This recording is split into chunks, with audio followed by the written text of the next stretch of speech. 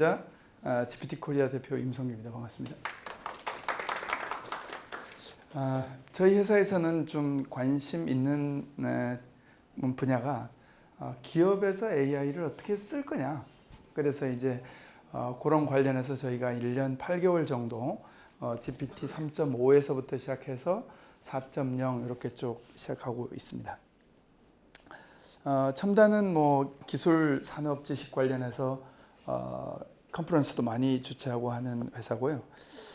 저희는 이제 이런 주로 큰 AI 도구들, 그 다음에 이것들 응용해서 프로그램들을 어떻게 할 거냐. 그래서 일단 AI라는 모델 자체가 그 확률 모델이니까 이 확률 모델이라는 게 뭐냐, 이런 걸 좀 알아야 되니까 교육 서비스를 좀 하고 있고요. 그 다음에 이제 사실 AI를 활용하게 되면 그러니까 밑에 직원이 할 수 있는 일, 위에 직원이 할 수 있는 일, 그 다음에 과차장급이 사실상 필요가 많이 없어져요. 그래가지고 이 조직을 어떻게 관리하고 인사 관리나 역할 분담 어떻게 할 거냐. 그래서 이런 컨설팅, 그 다음에 회사의 인트라넷이나 기업의 시스템 이런 쪽에 어떻게 도입할 거냐 이렇게 컨설팅하고 이거를 구축까지 하는 일을 좀 하고 있습니다. 현재는 클라우드 LLM 위주로 하고 있고 클로즈드는 이제 각 필드 부분에 예를 들어서 도면을 그린다든지 이런 걸 좀 하고 있습니다. 네, 결국은 전체적인 업무가 지금까지는 GPT-4 아니면 클로드가 일을 얼마나 간략해주고 문서를 간략하게 처리해주고 이렇게 갔느냐라는 문제로 갔는데 사실은 이렇게 되는 겁니다. 팀장은 뭐하고 과장은 뭐하고 대리는 뭐하고 이런 프롬프트로 다 짜여져 있으니까 이거 누가 초안을 만들면 되냐 하면 사원이 만들면 됩니다. 그래서 사실은 팀장이나 과차장, 약간 직급이 높은 사람들은 매뉴얼을 정리해 줘야 됩니다. 매뉴얼을 업무 풍부한 경험에 따라서 그 다음에 난리지를 정리해 줘야 됩니다. 문서를 다 정리해 주고 이거를 높은 수준의 사람들이 해야 되는 일이거든요. 지금까지는 이 백업 자료들 같은 경우에는 밑에 직원들이 만들어주면 중간에서 다시 정리해주고 뭘 만들고 이렇게 했잖아요. 이를 거꾸로입니다. 그래서 이 문화가 싹 바뀌게 되는, 그래서 AI 도입이라는 것이 우리들한테 일을 어떻게 절감시켜 주는데 그 과정과 역할 분담과 문화는 어떻게 달라지나 이렇게 보는 거죠. 그래서 여기에 이제 C레벨 분들이나 팀장 이상 분들은 내가 일을 많이 해야 되는구나. 내가 가장 많이 알고 있으니까 이걸 어떻게 처리해야 되는지 프롬프트를 내가 짤 수 있고 회사 내에 문서가 뭐가 있으니까 지금까지 쌓여온 문서가 뭐가 있으니까 어떻게 처리해야 된다라는 거를 인식을 좀 바꾸는 게 필요하다. 이렇게 보시면 되겠습니다. 특히 대표님들 같은 경우에 CEO님들 같은 경우에 전체 조직 체계를 어떻게 바꿔야 되느냐. 이제 전에 같으면 이제 사원, 팀원 레벨이 한 60%가 있고 팀장이 30% 있고 임원이 10% 있고 이렇게 갔다라고 하면 이 구성 완전히 달라져야 되거든요. 예. 일단 벤처기업협회하고 저희가 이제 주로 모집하고 같이 논의하다 보면 벤처기업은 이제 IT는 의존성이 좀 있고 기술 중심의 사업들을 좀 하고 있고요. 그 다음에 이제 정부 과제나 지원 사업들 같은 경우에 이제 참가해가지고 많이 이렇게 따고 정책 자금도 받고 그 다음에 이런 벤처 인증도 받고 이노비즈 인증도 받고 이렇게 하면서 이제 그런 게 있을 때 나라장터 입찰 공고나 이런 것들을 조금 정리해 나가는 그런 일들을 좀 하고 있고요. 그러다 보니까 이제 아무래도 정형화된 일반 제조기업이나 아니면 유통기업이나 그 다음에 대기업 이런 데보다 1인당 수행하는 업무의 종류가 다양한 상태다 이렇게 보시면 될 것 같고, 그 다음에 이제 이 영업 하나를 좀 하더라도 사실은 홍보물을 만들어 전시에 나간다든지 아니면 이렇게 이 그래픽으로 표현해야 된다든지 이런 작업들이 많고요. 해외 업무들도 많습니다. 해외 조달이나 프로젝트 진행해서 이런 것들 많고, 그래서 언어적 장벽이나 문화, 그래서 사람들의 인력의 어떤 수준이 사실은 좀 높은 편이죠. 그래서 이제 업무 효율을 좀 저하시키는 거는 사실 이게 적은 사람이 다양한 업무를 하다 보니까 사실은 한 분야의 사람이 많이 알거나 위에 사람이 많이 알면 그 사람이 의사결정을 독점하는 경향들이 좀 있고, 그 다음에 나머지 사람들은 깊이 있는 지식이 없는 경우가 좀 있어서 이런 부분에 어려움이 있고, 그 다음에 외부로 표현하거나 뭐 브로셔로 만들거나 아니면 그 정부 지원 사업에 제출하거나 제안서를 내거나 뭐 여러 가지를 만들 때 문서 작성의 어려움이 약간 높은 수준의 원서를 원하니까, 그래서 이게 텍스트가 잘 정리가 돼가고 중복되지 말아야 되고 표현이 깔끔해야 되고 뭐 이런 게 있고, 그 다음에 이제 간결하고 명확한 커뮤니케이션들이 이제 여러 집단 간에 이루어져야 되는데 이게 어려움들이 있는 거죠. 그 다음에 개발자, 디자이너 같은 이런 소수의 인력을 뽑기도 어렵고, 그 다음에 그 전문성을 관리도 하기도 어려운, 그래서 이런 경우 업무 효율성을 높이기 위해서는 AI를 도입하는 게 가장 좋다. 그래서 대략 오늘 참가한 회사들도 저희가 대략 그 미리 사전에 조사한 내용, 그러니까 입력하신 내용으로 보면 30인 이하 기업이 한 80%, 85% 정도 되는 것 같아요. 그래서 30인 이하가 하면 경영 지원 업무나 영업 마케팅 업무나 이런 것들이 다 중복되어서 가거나 비전문가들이 해야 되는 일들이 생기니까 AI를 통해서 한번 해보자, 이런 거죠. 네, 아까 회의 문서 같은 거는 정리해 드렸는데요. 사실은 제가 대표로서 대표 간의 미팅을 할 때도 간단하게 끝날 때 오늘 어느 회사의 대표랑 얘기한 거에 주안점은 이러이러한 거고 논의되고 일정은 이거야 라고 이제 제가 끝나면 간략하게 녹음을 합니다. 녹음한 거를 그대로 직원한테 보내줘요. 담당 부장이나 임원한테 보내주고, 그 다음에 이제 시간이 조금 여유가 있을 때는 제가 어떻게 하냐면 이걸 이제 내 나름대로 회의록을 만들어 가지고 다시 GPT한테 프롬프트를 날리는데 어떻게 날리냐 하면, 김 부장 입장에서 질문할 거리 3개만 알려줘봐. 그러면 반드시 3개 중에 1개는 내가 질문을 해야 완벽한 커뮤니케이션이 일어나거든요. 그래서 이 녹음 내지는 이 회의록을 내가 녹음해서 정리하는 습관, 이거는 굉장히 좋습니다. 그래서 이거는 개인의 업무나 조직의 업무나 그 다음에 그 어떤 회사의 문화로 정착할 필요가 있다. 이게 좀 권해드리고 싶고요. 이렇게 되면 아까도 말씀드렸듯이 개발팀의 입장에서 문서 정리, 지원팀의 입장에서 문서 정리, 영업팀에 있어서 회의록 정리가 다 자기 관점에서 됩니다. 그래서 이건 반드시 하는 게 좋다. 이거 잠깐 한번 읽어보실래요? 그래서 내가 이렇게 저번에 시안으로 만든 건데 조금 어려운 주제잖아요. 어려운 주제고, 그 다음에 여러 가지 사실관계나 현황을 조사해야 되는데, 그래서 이게 퍼블리시티가 정말 잘합니다. 퍼블리시티가 잘하고 이거를 딱 정리를 해가지고 보고서를 만들어가지고 파트별로 하나하나 파트별로 다시 조사를 해가지고 목차를 주고 만들어 쭉 나가면, 이거 사실은 외부에 주는 조사 비용, 예를 들어서 몇백만 원 뭐 이렇게 주는 전문적인 조사 비용을 여기서 다 해결합니다.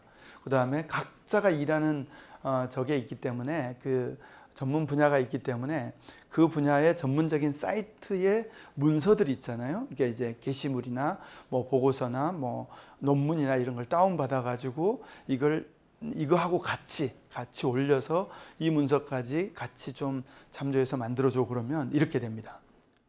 이거 사실은 이거 6개월 차 정도만 되면 이 정도는 다 해결할 수 있습니다.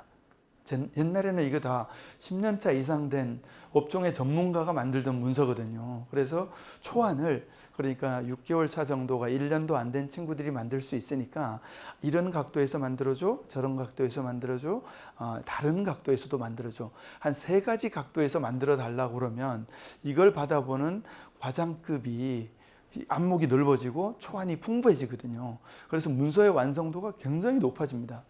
저희 같은 경우에도 뭐 원래 하던 일이 온라인 광고, 디지털 광고 마케팅이라서 요즘같이 제한철이 들어오면 옛날 같으면 전부 로데이터, 그러니까 2년차 미만 로 데이터만 수집해가지고 대리급이나 고참 대리급한테 올려주면 고참 대리급들이 그거를 보고 선택을 하죠. 그 다음에 텍스트를 만들어가지고 요런 카피라이팅으로 페이지를 만들어야 되겠다라는 요런 순서대로 일이 진행되었는데, 지금은 1년차가 그냥 카피라이트까지 다 생성해서 그 페이지하고 똑같이 만들어서, 그래서 검색하고 자료 수집하고 보고서 하는 단계를 사원급이 그냥 다 처리를 해버려요.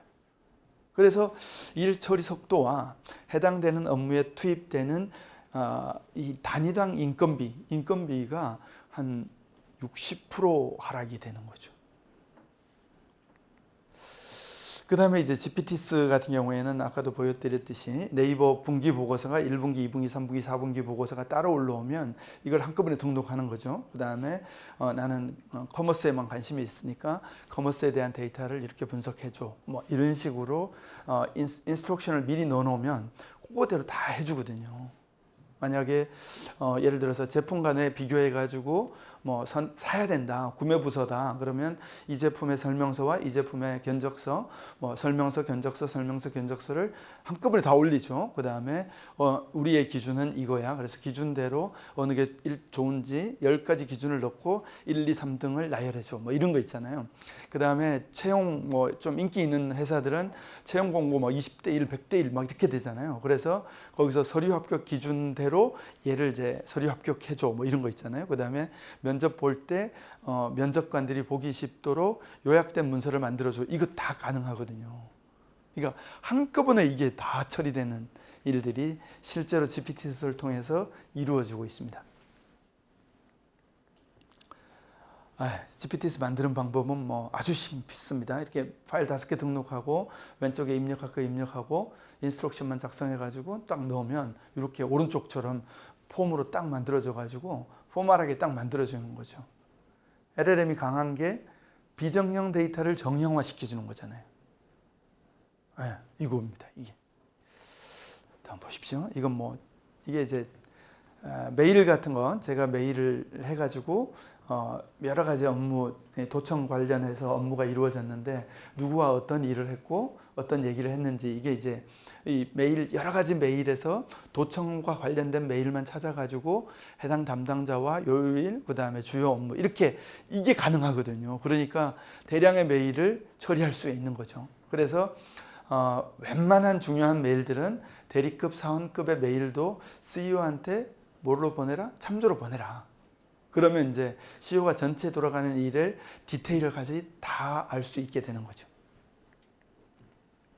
커뮤니케이션도 마찬가지입니다. 그래서 저희 회사 같은 경우에는 주제별로 쭉 들여와서 계속 커뮤니케이션을 채팅으로 하죠. 그 다음에 한 주간 단위로나 이렇게 회의한 결과, 주간 단위로 쭉 채팅으로 회의한 결과를 회의록으로 만들어 버리는 거죠. 그래서 각자의 관점에서 이사는 이사대로, 사원은 사원대로 자기 맡은 역할에서 회의록을 정리해 가지고 딱 정리해 버리죠. 회사에서 디자인 업무할 때 이렇게 합니다. 그러니까 디자인을 AI를 통해서 없애버리는 게 디자인 업무에서 가장 효율적인 거예요. 그래서 디자인 팀에 디자인을 주려고 그러면 원래는 이러한 디자인을 이런 톤 앤 매너로 해주고 이런 규약안대로 해줘 라고 이게 이제 요구사항과 기획안을 짜줘야 되거든요. 이게 일이거든요. 디자인 도구를 이용하면, AI 같이 이용하면 그러니까 요구사항과 기획안을 정리하는 동안 디자인을 끝내버릴 수가 있어요. 그래서 디자인 부서에서는 인력이 20% 감축되는 거예요. 네, 이런 것도 디자인 팀 없이 다 할 수 있습니다. AI가 뭐 이렇게 물결치는 모양을 만들어줘, 뭐 구림 모양을 만들어줘, 뭐 이런 거 있잖아요. 이게 원래 이거는 뭐 정부 과제로 하고 있기 때문에 이 이미지가 바뀌면 안 되거든요. 이 함이 바뀌면 안 되니까 얘는 이미지를 생성 못하고 나머지 배경은 다 이미지를 생성할 수 있어요. 그래서 현업부서에서는 요거 다 해가지고 그냥 줘버리면 돼요. 어느 이미지를 여기다 올려줘. 이렇게 하면 끝나버립니다. 그래서 지금 오른쪽에 사용된 도구들 얘기해주고 있고요. 개발도 마찬가지입니다. 사실은 옛날 같으면 이제 뭐 크롤링 해가지고 데이터 정리하는 거 다 개발 부서의 개발자를 줬어야 되거든요. 그래서 이거 지금은 비개발자들이 크롤링 코드를 GPT에서 짜가지고 구글 콜앱에 올려가지고 그냥 엑셀로 다운받도록 딱 실행을 다 할 수 있어요. 우리 회사는 비개발자들이 다 하고 있고요. 이걸 이제 교육받고 컨설팅 받은 회사들 중에서 언론을 모니터링 해야 되거나 경쟁사를 모니터링 해야 되는 회사에서는 전부 이걸 지금 사용하고 있어요. 그래서 이 UI가 바뀌어도 그 다음에 수집되는 데이터의 형식이 바뀌거나 내용이 좀 바뀌어도 고쳐서 그냥 다 쓸 수가 있어요. 그러니까 개발 업무를 없애버린 거예요. 그 다음에 이제 개발자 조직은 저희 같은 경우나 그 다음에 대표가 개발자인 회사 중에서 개발 인력이 10명에서 15명인 회사는 개발자를 반으로 줄였어요. 네, 반으로 줄였어요. 줄이는 방법은 아까도 얘기했잖아요. 개발이 일단 안 넘어오도록 한다. 이거고. 그 다음에 이제 개발할 때 어떻게 하냐면 일단 개발 부서에 개발 이런 거 요구사항을 줘가지고 기획하고 프로토타입 만들어서 검증받고 이걸 안 해요. 그래서 현업 부서에서 노코드 툴 이런 걸로 요즘은 이제 볼트 같은 사이트 들어가 보시면 노코드 툴로 다 짤 수 있거든요. 볼트라는 BOLT 그런 데 들어가 보면 비개발자도 간단한 프롬프트로 사이트를 만들 수가 있어요. 요렇게 만들어줘 라고 넘기면 기획이 필요 없어져요. 그러면 개발자에서 URL하고 뭐 메뉴 같은 게 다 지정이 돼 있기 때문에 개발팀에서 개발이 너무너무 쉬워집니다. 잘못되는 오류율이, 에러율이, 커뮤니케이션 에러율이 거의 1-20% 줄어들어요. 그래서 회사들은 요즘은 이렇게 일하고 있다. 그 다음에 이제 개발 부서도 마찬가지입니다. 개발 부서가 보통 이제 뭐 프론트 따로, 백단 따로, DB 따로, 서버 관리 따로 다 이렇게 지금 해서 운영하고 있는데 그러다 보면 각자 맡은 걸 한꺼번에 모여가지고 해야 되니까 그래서 일일 단위로 코드를 짠 걸 리더가 옛날 같으면 리드를 못했어요. 근데 지금은 리드를 다 할 수 있습니다. 커서 이런 프로그램은 한 디렉토리 자체를 이 코드 리뷰를 리더가 계속 하면서 가는 거죠. 그러니까 최고 개발자 한 명이 전체 10명 정도의 코드를 전부 리뷰할 수 있는 수준이 돼 있는 거예요. 그래서 개발 조직도 이렇게 바꿔야 되는 거예요. 누구는 백단을 맡고 누구는 프론트단을 맡고 누구는 어떤 기능을 맡아가지고 누가 이렇게 리더를 맡고 누구 하나 데리고 일하고 이럴 필요가 없어지는 거예요. 중간 리더가 없어져요. 이것만 해도 급여가 반으로 줄어들어요. 물론 에러율이 적게 나오고요. AIS에서 바뀌어야 되는 거는 일단 회의 문화가 바뀌어야 된다. 이렇게 문서 바뀌어야 됩니다. 문서는 하나하나 단위대로 보고서를 하는 게 아니라 그냥 쭉 나열하는 거예요. 나열해가지고 맥킨지 방식으로 빠지지 않게 중복되지 않게 문서를 나열해가지고 부장님, 과장님, 사장님 다 똑같아요. 이 문서를 보고 내가 뽑고 싶은 양식대로 요구를 하면 그냥 문서를 만들어줘요. 그래서 로 데이터를 어떻게 관리하느냐의 문제예요. 그래서 사장님이 보고 싶은 형식으로 문서를 뽑아달라. 이 회사는 오래 못 가요. 그래서 대표님부터 CEO부터 문서의 양식을 바꿔야 되는 거예요. 이건 제가 이제 주간 일일 보고 일일 업무 관리하는 건데 지금은 쭉 일일별로 관리하고 중간중간에 이슈가 있을 때는 이렇게 이슈를 내가 정리해 놓고 그 다음에 이걸 나중에 나열해서 쭉 해주거든요. 교육도 그렇습니다. 우리 신입사원 들어오면 전에는 부서별로 6개 부서가 이제 2시간씩 팀장이나 과장급이 교육을 했는데 지금은 어떻게 하냐면 교육 자료를 워드로 정리해 주고요. 그 다음에 GPT에 넣고 필수 질문 20개를 만들어줘요. 그래서 신입사원이 그 부서에 대한 난리지가 있는 문서를 가지고 20개를 질문을 해요. 그래가지고 질문을 어떻게 했는지를 보더라도 이 신입사원의 적극성이 어떠냐를 알 수가 있어요. 그래서 질문 다 해서 답안지 만들어 놓으면 이제 부서에서는 가서 과장 팀장이 30분만 잘했네, 이해했네 이렇게 하고 있어요. 그래서 교육 시간에서 지금 1시간 반 곱하기 과장 팀장급 6시간이 줄어드는 거예요. 그 다음에 이 신입사원이 일한 이 질문한 문서가 남아 있어요. 그래서 그대로 이제 이 사람의 적극성을 볼 수 있고, 인수인계도 마찬가지예요. 지금은 인수인계서를 만드는 게 아니고 인수인계에 대한 난리지를 만들어서 정리해주고, 난리지는 계속 언제? 계속 업데이트하는 거예요. 매일매일. 그래서 너 지금 지금 이렇게 보면 AI 시대는 성과가 좋은 사람이 일을 잘하는 게 아니라 문서를 잘 정리한 사람이 일을 잘한다. 이렇게 보시면 돼요. 예, 업무 부장도 이렇게 달라지는 겁니다. 이렇게 쭉 갈 필요 없고, 그 다음에 각자 팀장도 원 오브 팀원 이렇게, 그 다음에 프로젝트별로 리더 정해주고 이렇게 하시면, 회사에 도입하려면 AI 교육, AI가 뭐다, 그 다음에 어떤 툴들이 있다, 어떤 일에는 어떻게 해야 된다, 이거 해오고, 그 다음에 효과 있는 업무, 지금 쭉 얘기한 것 중에서 회의 효과 있겠다, 그럼 즉시 도입하셔야 됩니다. 그 다음에 CEO나 맨 밑에 직원, 아직 막 혈기왕성하고, 그 다음에 이 디지털에 빠른, 컴퓨팅에 빠른 애들이 잘합니다. 그래서 맨 위와 맨 아래가 빨리 사용해보자. 그래서 6개월 동안 지속적으로 사용하면 성과가 나오고, 그 사용한 사람들은 문화가 된다. 이렇게 얘기할 수 있겠습니다. 시간이 많지 않아서 빨리 정리하고 왔습니다. 질문은 나중에 한꺼번에 해주시고 조금 마치시고 지금 쉬시면 되겠습니다. 감사합니다.